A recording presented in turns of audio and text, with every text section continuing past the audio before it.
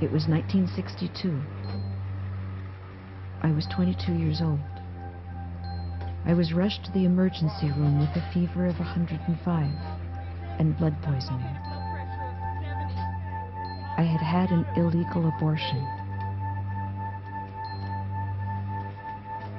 Blindfolded, without anesthetic, I never saw the face of the abortionist. My own doctor, who refused to provide a safe abortion, would now try to save my life. Because I had good medical care, I survived. Many women died. There was no phrase, reproductive choice. There was no concept of reproductive choice. If you needed an abortion, you couldn't look in the phone book for a clinic. This is a time in which it is illegal to counsel a woman about abortion. A $1,000 fine and a year in jail. I didn't want to be arrested. Nobody wants to be arrested. But if you see something that's so wrong socially, and you have a chance and you don't do anything about it, it's hard to sleep with yourself at night. From 1961 until 1973, the struggle for abortion rights became one of the fastest growing social movements in the history of the United States. On the front lines were people willing to challenge the law, and if necessary, break the law.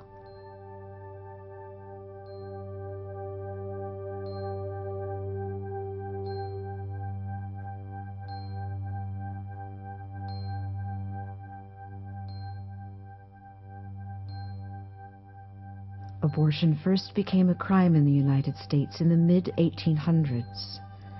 Historians estimate that for more than a century, at least 500,000 clandestine, illegal abortions were taking place each year. Some women found safe operations, but most faced the back alleys. Every day, hospitals admitted women infected and bleeding. One I can think of was a classmate of mine who had an abortion that was done actually by her mom. And she started to hemorrhage, and the mother could not stop her from bleeding. She brought her in here, and she died. I called the daddy, and when he arrived at the hospital, he said to her immediately, "I want to know who did it." And in every way she tells me that he made her feel guilty and called her a killer. The death of their daughter. I thought, there must be another way. It's got to be another way.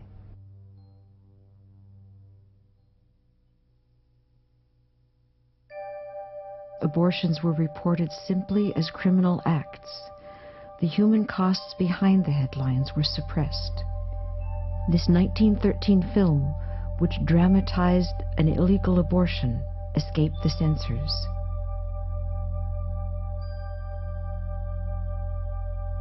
It dared to criticize the law at a time when even information about contraception was illegal. When journalist Lawrence Slater was researching reproductive rights in the 1950s, he found that almost nothing had been written on abortion. It was a dirty subject here. You didn't discuss it at dinner table. The only thing in the newspapers was a little item, Dr. X arrested for performing illegal abortion. You had no way to get at facts or the real story. There was nothing. Abortion was a taboo subject, surrounded by secrecy and shame. In 1962, One woman's story broke the silence. Sherry Finkbein was the host of television's Romper Room. She was pregnant with her 5th child when she discovered that the drug she'd been taking for morning sickness, thalidomide, could cause severe birth defects, including babies born with no limbs. Arizona law allowed abortions only if a woman's life was in danger. Sherry's doctor diagnosed her as a potential suicide, so he could arrange a hospital abortion. Everything would have been fine if on Sunday I didn't have this fantastic feeling that I had to warn other people about this horrendous drug. Sherry called the local newspaper several days before the scheduled operation. She asked that her name not be used. The next day, her doctor called to say that the abortion had been canceled. I said, how could they cancel it? They don't even know who I am. And they said the news went out on the Associated Press, and we're getting calls from all over the world. Somebody went into the county attorney's office and said they'd like to make a citizen's arrest on the hospital and on the woman who's going to have that termination. When Sherry tried to challenge the hospital's decision, reporters tracked her down. The whole world watched as Sherry and her husband searched for a doctor who would help. Finally, they went to Sweden, where abortion was legal. After the operation, the Swedish doctors confirmed that the fetus was severely deformed. I don't want to get back at anybody. I don't feel bitter towards anyone. I don't feel bitter towards people who oppose us religiously. I only hope that they can feel that we're doing what's best in our case and could feel some of what's in my heart in trying to prevent a tragedy from happening. When we came back from Sweden, then we heard that somebody else was now doing Romper Room and that they would keep her on doing it. I was told, and I remember the words exactly, that they felt I was unfit to handle children. We had received so many death threats that the FBI was called. They came because we had 2 children who went to school. It was only about a half a block away, but there were these big FBI agents who would take these little kids and walk them to school because people threatened to cut off the arms and legs of my existing children. Mrs. Finkbein, now that it's all over, do you still think that you've done the right thing? More than ever. You know, we could have given up and a long time ago. But something within me, I don't know if it was womanly intuition or the God inside of me, said, don't have this baby. And I didn't, and now I know it was the right decision. Sherry's case made headlines. But when the story quieted down, for most women, nothing had changed. When I became pregnant, I was totally desperate. At that time, poor women, many of whom were women of color, did not have the connections and access to safe abortions. At the time, I was living with an aunt, and I knew I was pregnant.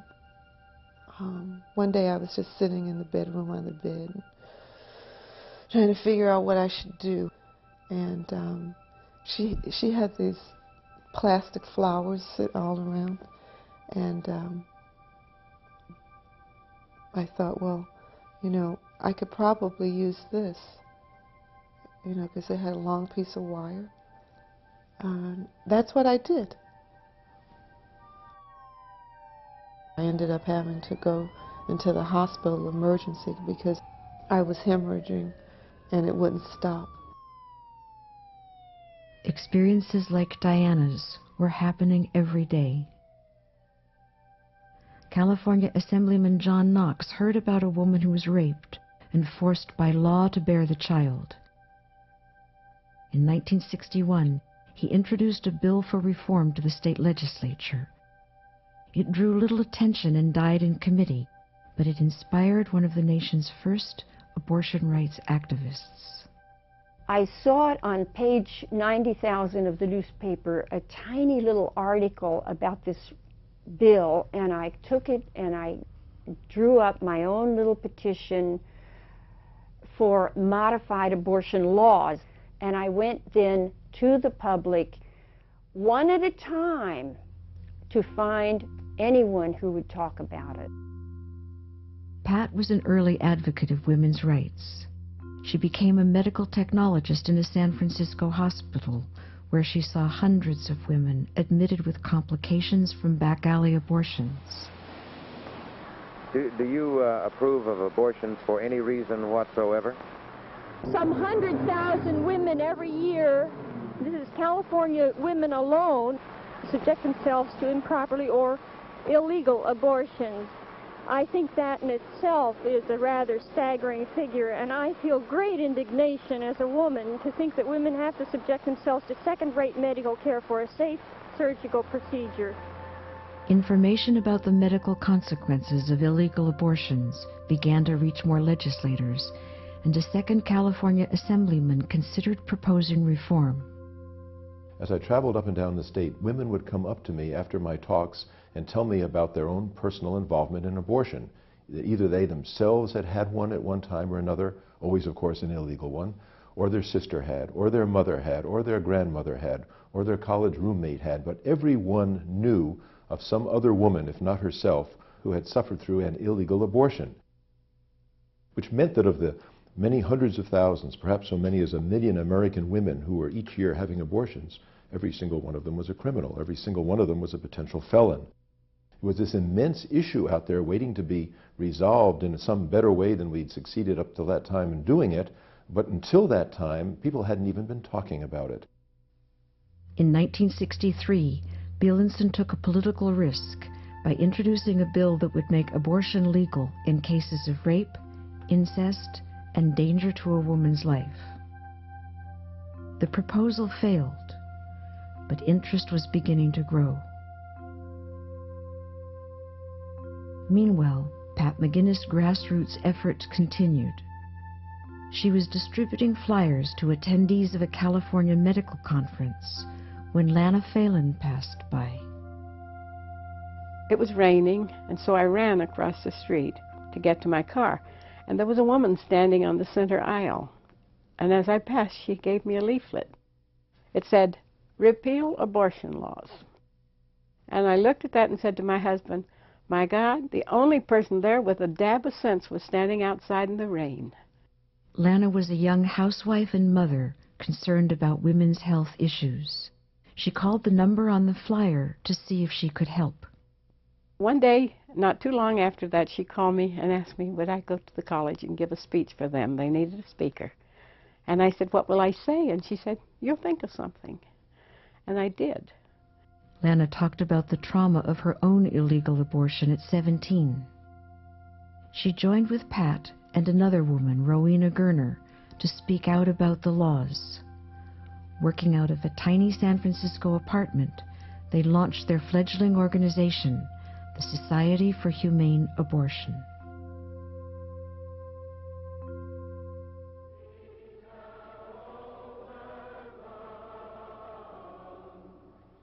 "1963 was a year when new dreams were born and others died. But the vision of a more humane America continued and inspired social action across the country. Pastor James Lawson, a colleague of Martin Luther King, recalls those times. One of the mistaken notions about the 60s, I think, is the notion that we were primarily a civil rights movement. The better term for what we talked about and said would have been human rights, because we talked all the time about dignity and freedom and justice. In the early 1960s, people began to examine the morality of many issues, including abortion. Between 1963 and 1965, an epidemic of German measles accounted for a significant rise in serious birth defects. This situation led to a greater public acceptance for abortions. But the most compelling motivation for someone to act was still a personal experience. I had seen someone die in the military, the wife of a pilot that I was very close to.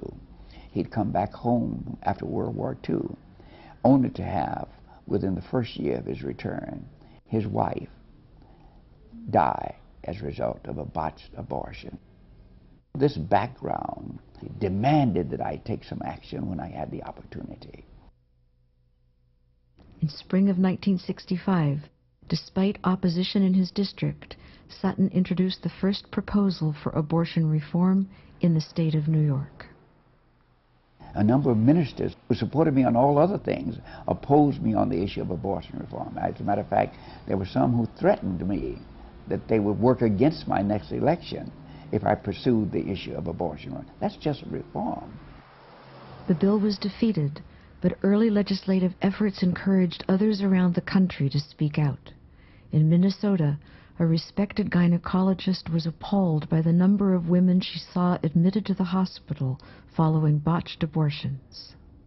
I gradually began to think, well, this is horrible medicine that we're practicing. This isn't the way I was taught in public health classes in medical school, that we should be able to do something about this. Dr. Hodgson testified before legislative committees and also spoke at conferences in an attempt to reach other doctors. The real moral and medical question is whether women should have abortions humanely and safely in our hospitals, or whether we should continue our degrading system of unwanted pregnancies and criminal abortions. I'm tired of having half the world tell the other half what they should do with their own bodies. The hypocrisy got to me. Well-to-do women always could have them. They would go to England or Canada or wherever. They could go and get. They could arrange it, but it was absolutely impossible for the young and the poor. Dr. Hodgson's testimony failed to sway the Minnesota legislature, but she was not deterred. Several years later, she would openly defy the law. Early in 1967, a second reform bill was proposed in New York. A group of ministers and rabbis, organized by Reverend Howard Moody, were closely watching its progress. They didn't change that law in '67.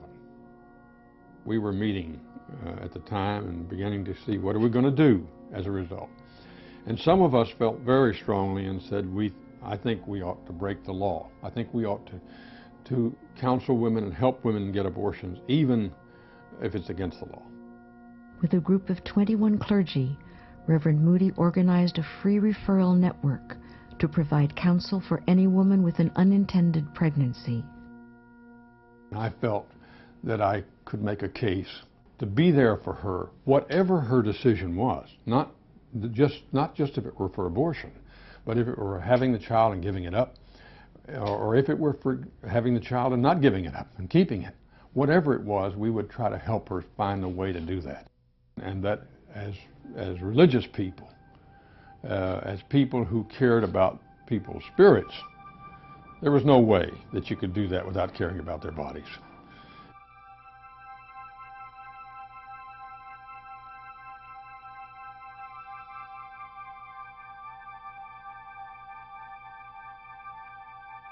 The clergy leadership was outspoken with their plans, but they operated covertly to avoid arrest.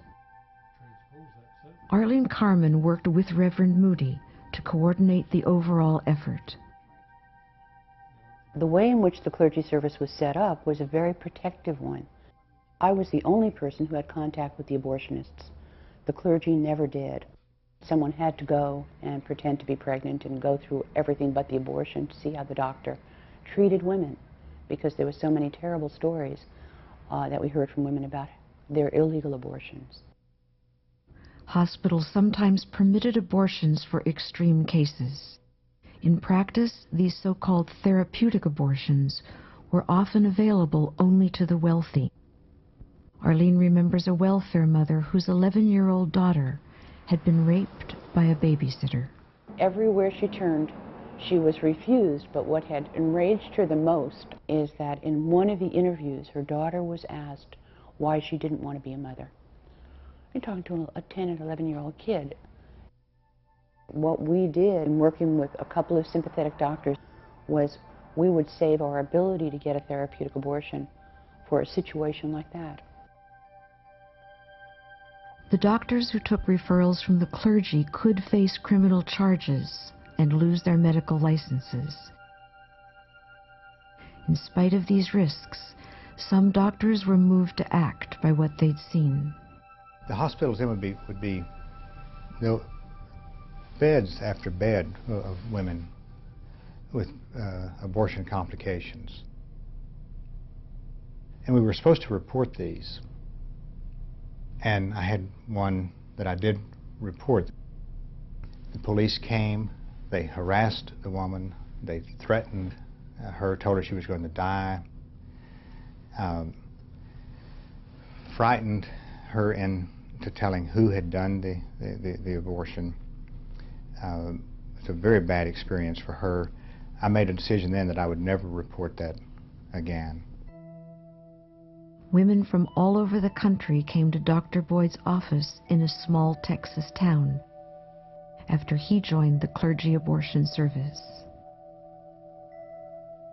To have the service available, safe, and have it done with respect and with dignity, and to know that your work is needed, is appreciated, and to get that reaffirmation every day from patients who you may have never met before. To have the patient look up and say, "Thank you, doctor. I don't know what I would have done if you hadn't been here." Or just a simple thank you. Women who could not find a safe abortion in the United States and were able to leave the country had to take their chances. In Mexico, for example, illegal abortion was a thriving industry with no controls. Of course, there were two levels of abortion providers. There were the ones that were in a very sanitized office. And so the pretty wealthy woman, and they were usually the white women, would go and have an abortion that was done very well. It was, sanitary. It was, the doctor was trained. She felt no discomfort. On the other hand, you might have the woman that would be Latina, or maybe not as wealthy white American woman that would go to Mexico, and she would have to take what she could get. The leaders of the Society for Humane Abortion went to Mexico to investigate the possibilities. The dangers were terrible. Young women could be intercepted at the airport. Cab drivers knew why they were there, and they would say, "I want to go so-and-so," and he would take them elsewhere, where he would be getting a kickback or a rake-off. Telephone operators in the border towns would switch calls to entrepreneurs that didn't know what they were doing. The women didn't know really who they were going to. Pat, Lana, and Rowena compiled a list of reputable doctors with explicit instructions on how to navigate the underground. They would visit the doctors and check their facilities and help the women negotiate fair prices. When the women came back, if we had a single bad report, a single one, that they had mistreated or had done poor surgery or that they had in any manner abused this woman, their name went right off that list. It was hard, but it was better than picking them up dead in garbage cans in Tijuana, which is what had been happening to them. Although few doctors in the United States were willing to perform abortions, some would risk seeing the patients after the operation. Dr. Cheek helped Lana and Pat by treating women with complications after they returned from Mexico. The only way I could find of handling somebody who had had an abortion and who was sick or in pain or running a temperature was to go and see them. And I felt this was an extension of what I really owed myself to do. At that time, I did not have the courage to do abortions myself. So much hung in the balance of losing one's license, of going to jail. I had a family. This was the trap that all of us were sort of caught in. Abortion was something that really needed to be changed in America, that this was criminal.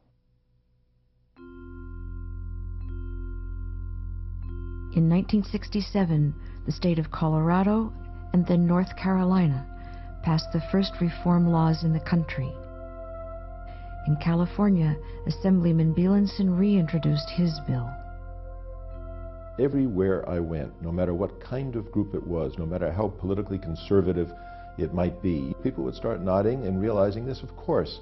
For the first time really in their lives, many of them, it was presented to them as a potential political issue, as a legislative issue, as something where clearly the law ought to be changed. In June of 1967, Bielenson's bill finally passed. But the new law had many bureaucratic restrictions, and as a result, few women were able to get abortions. Reverend Hugh Anwell was among those who had lobbied for the bill. I found myself in the position of being asked to establish some kind of information service that would help women learn about this new law. And to my absolute dismay, we had 293 calls from women who wanted help.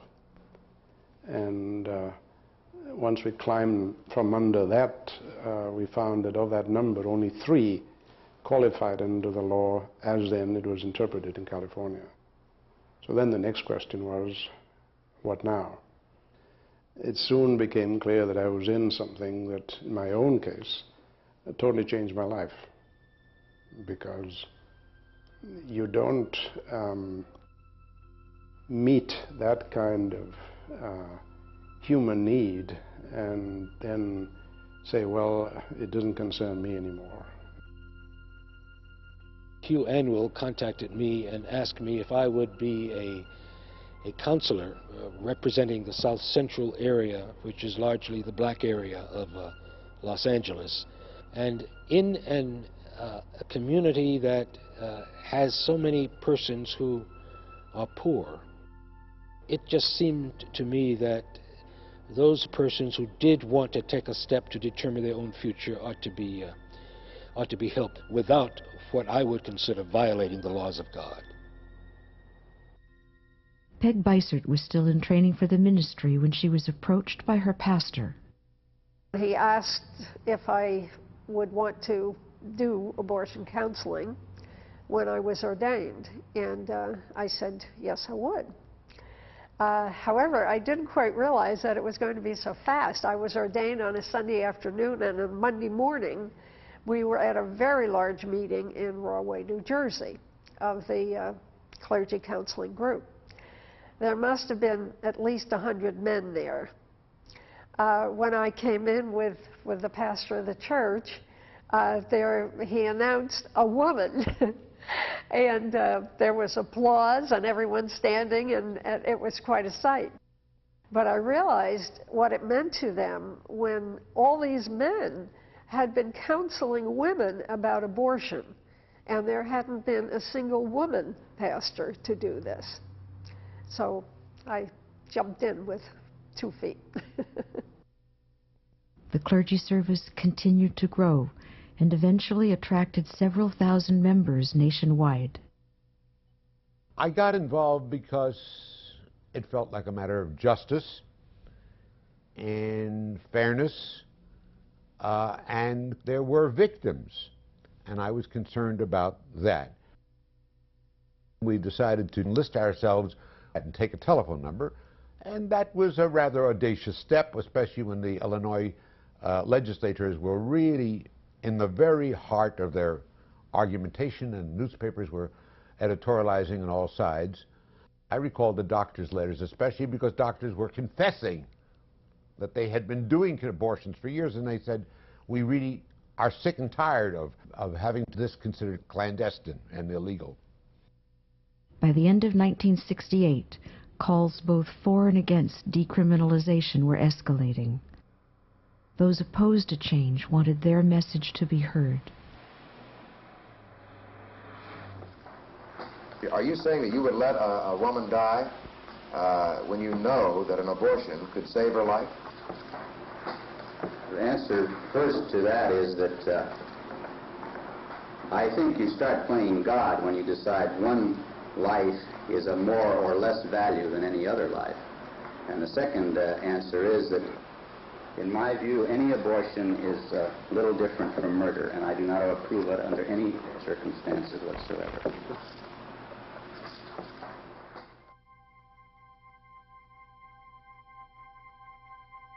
Abortion is and has always been considered a serious violation of God's law.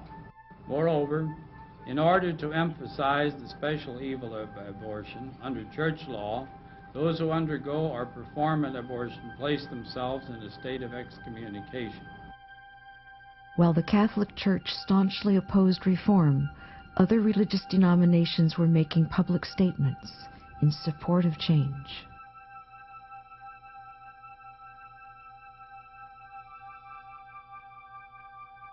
For a woman not to be counted as a moral agent, for a woman not to be counted as able to make up her own mind, for a woman not be counted as being able to make adequate decisions, medical, spiritual, moral, about herself, about her own well-being, about her family, of course, is a denial of a woman's basic humanity, basic ability, basic God-given rights.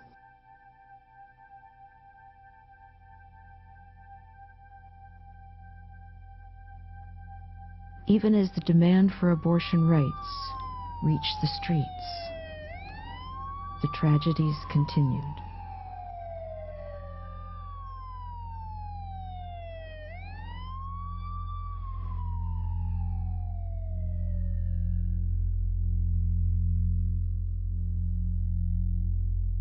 Women were using Lysol, they would drink it, or they would douche with it, anything caustic.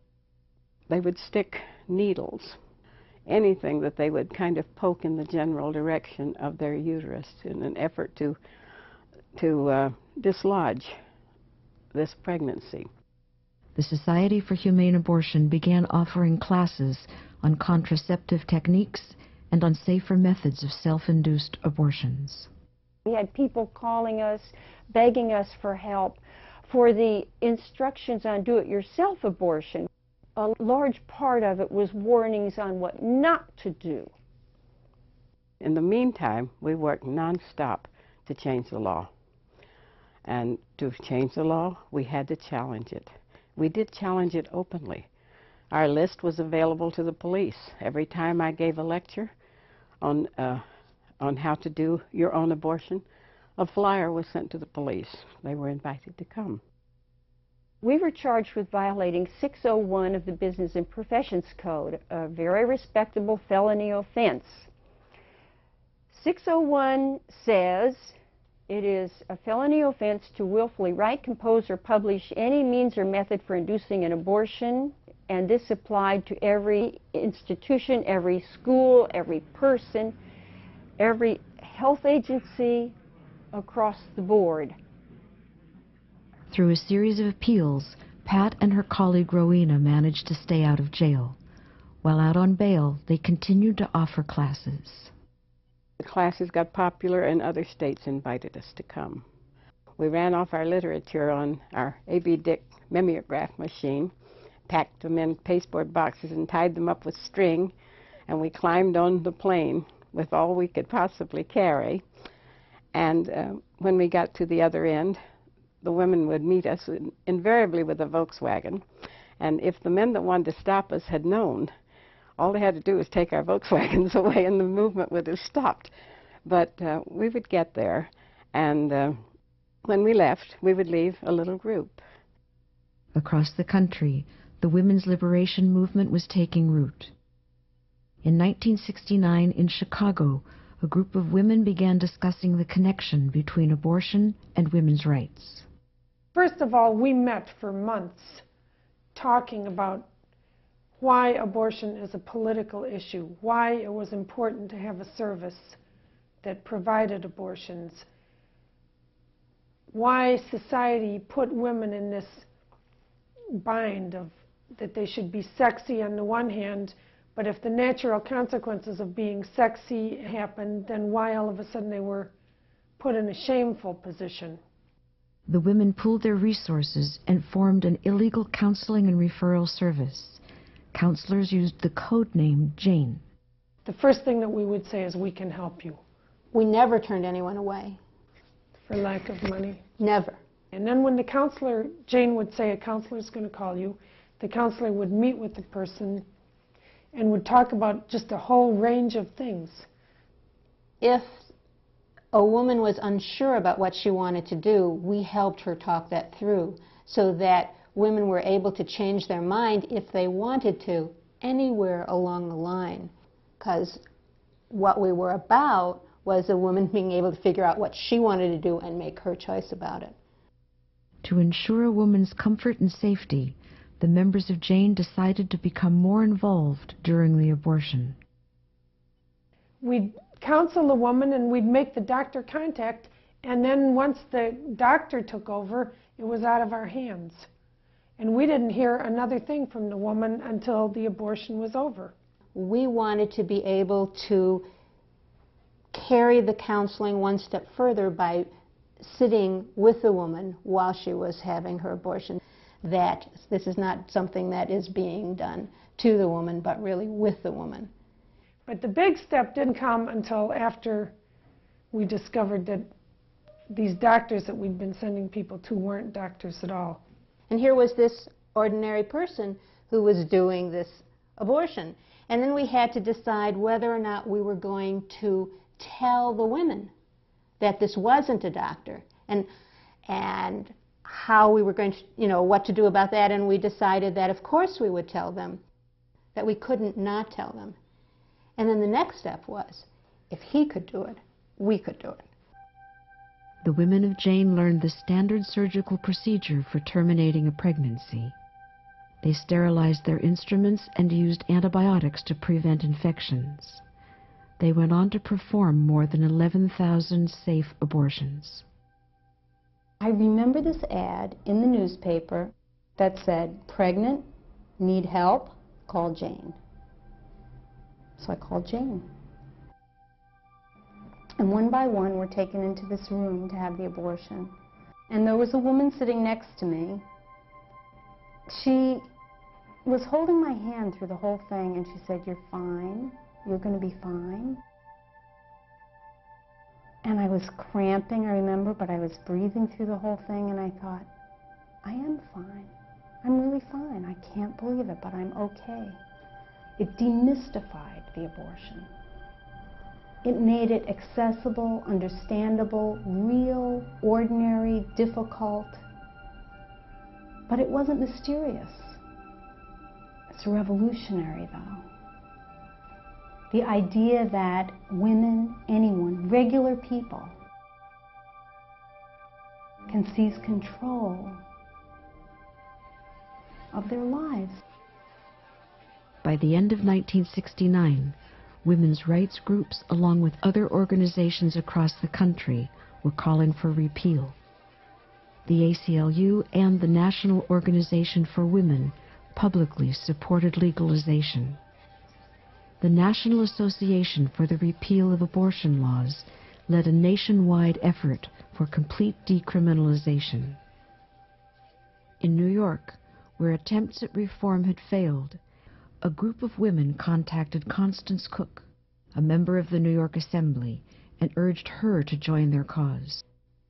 They looked on me, I know I've heard later, as being a little bit different, because first of all I was a Republican, but they just wanted to know, how do you get a bill passed? And I told them how unhappy I was with the reform bills and thought they were very difficult. So they looked at me and they said, well, we don't like it either. What we really, really want is outright repeal. And I thought, oh, that's impossible. But I said, yeah, that would be a good idea. I remember Constance Cook. She was not a radical by any means, but she became our staunch ally and made it possible for us crazy radicals to come in. We need to become more respectful of people from the other wings of the fight. She joined us, and it was a very thrilling development. In spring of 1969 and again in 1970, Connie Cook introduced a bill for repeal with Franz Leichter. Though 2 amendments modified the bill, it would still be the most liberal abortion law in the country. There are many who say that this bill is abortion on demand. I submit that it is not. I submit that we have abortion on demand in the state of New York right now. Any woman that wants an abortion can get one. And the real difference is how much money she has to spend. If she has $25, she has it done here under the most abominable circumstances. If she has more money, she can go abroad. But the fact remains that she can get it. We have abortion on demand. And if she doesn't have the $25, please don't forget that she can abort herself. And regretfully, this is happening more often than you or I like to admit. Lawrence Slater had been coordinating repeal efforts throughout the nation. He now focused all of his attention on New York. The last few days before the vote was called on the Abortion Rights Bill in 1970 were frantic days. All of us were up in Albany lobbying. It looked very close down to the last minute. It is my hope that we will defeat this bill, so unhumane and so unchristian.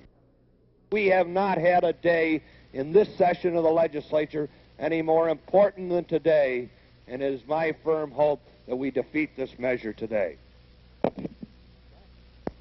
I, as a woman, feel that I can speak with some feeling that perhaps only the other women in this chamber can, and that is the strong maternal drive that people have, and that it is only the anguish that leads them to these desperate situations, sir. You and mentioned I believe, the question, Ms. Krupsack, of when does life begin? Can you Mr. answer Terry, that question? for me, life begins at the moment of conception, but I am here as a legislator, and I must represent and give, I have an obligation to give a hearing and recognition to the fact that that is not the same view of all people under all circumstances.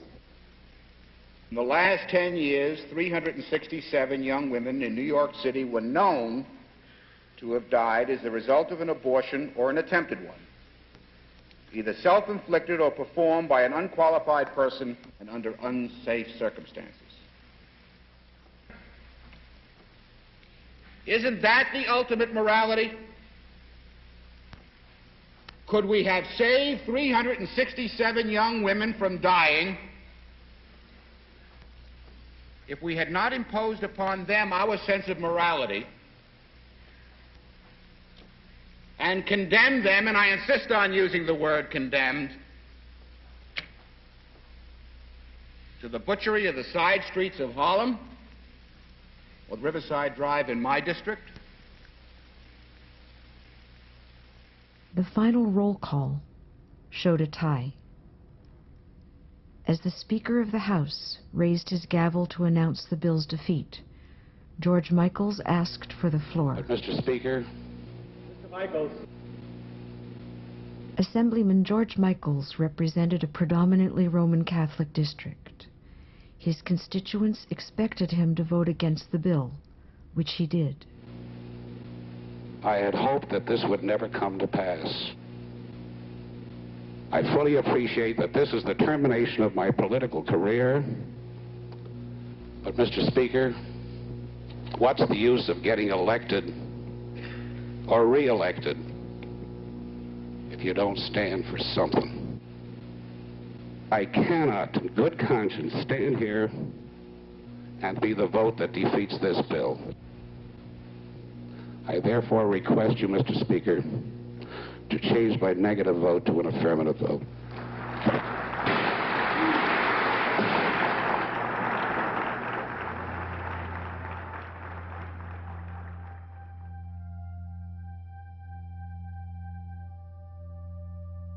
George Michaels' vote did end his political career, but for thousands of women who lived in New York and for those who could afford to travel there, abortion was now legal. The day after the bill became law, New York's Planned Parenthood was ready to respond. Phones lined up on tables. It was like a telethon.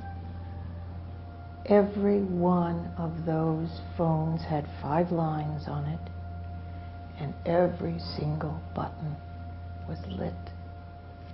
And we each went to our station and picked up the phone, and you couldn't listen, without your heart aching for every single one, and just being so grateful that you could say, for the first time in history, yes, now I'm going to give you a phone number to call, and we'll set up an appointment, and it was all going to be clean and safe.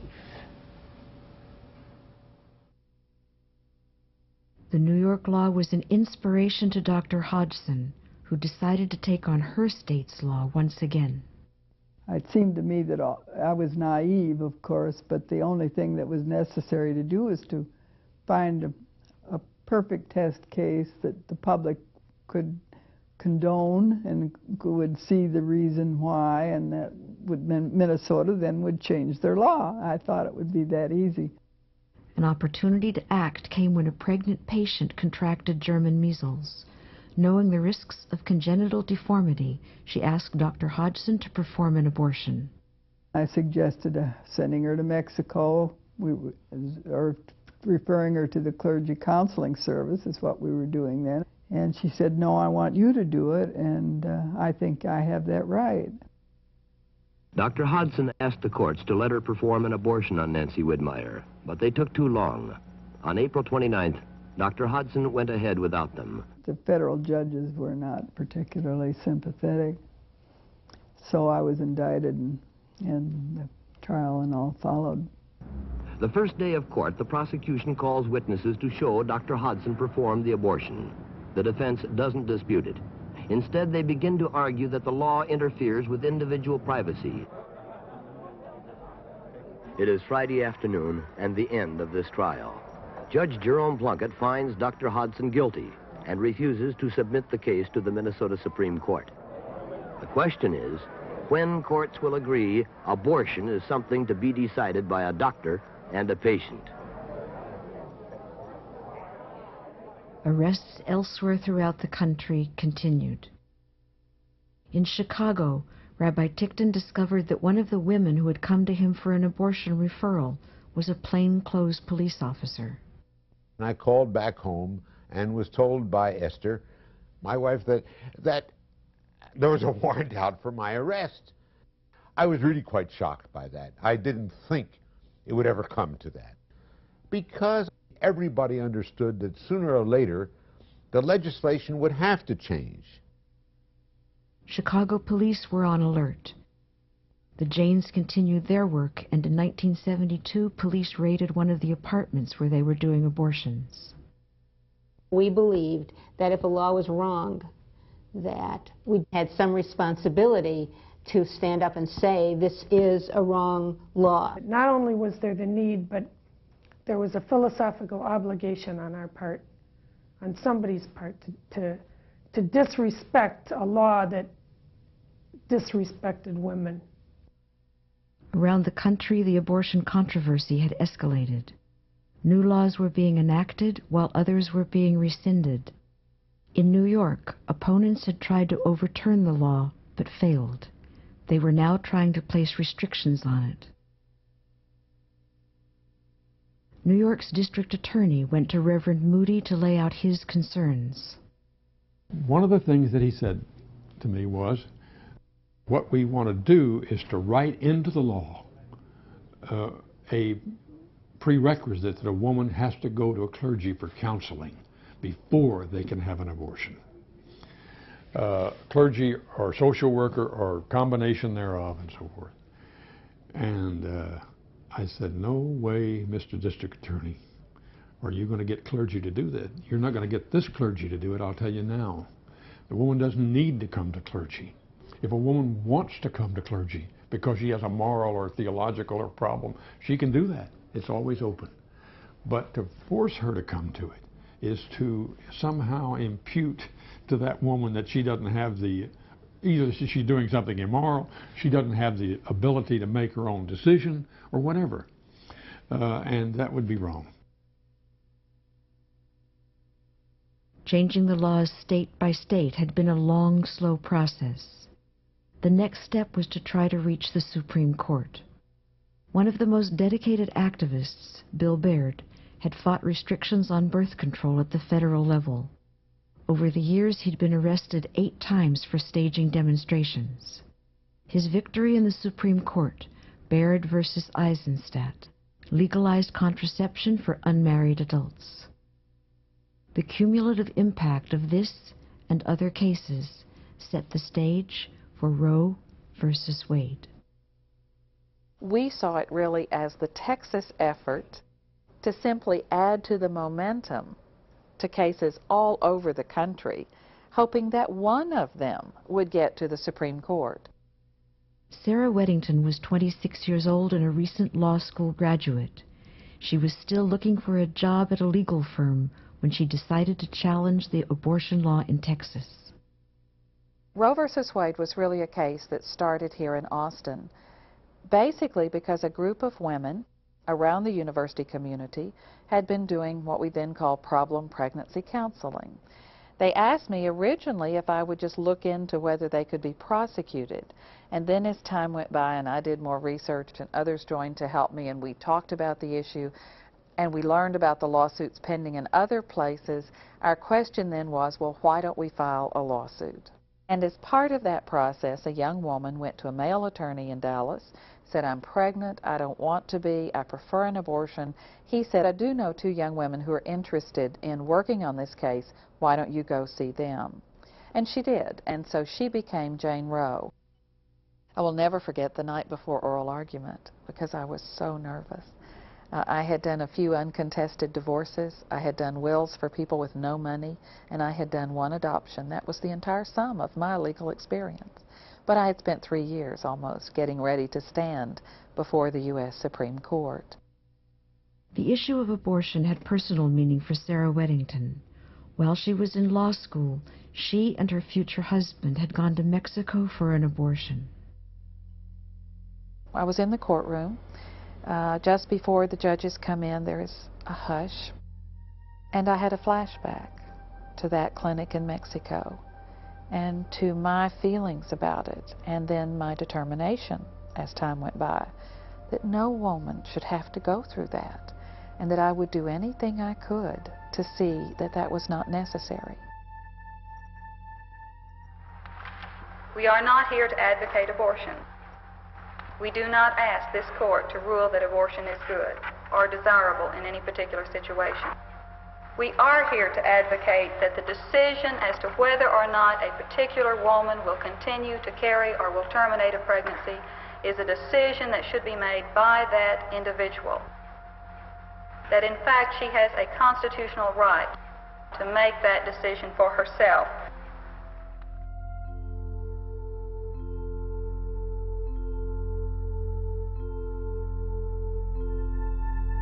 We had a revolution in this country of women saying we're not going to do this anymore.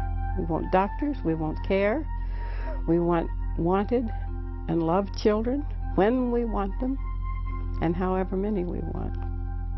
And it was the first time that women had ever said it was our right, our decision, for us to choose.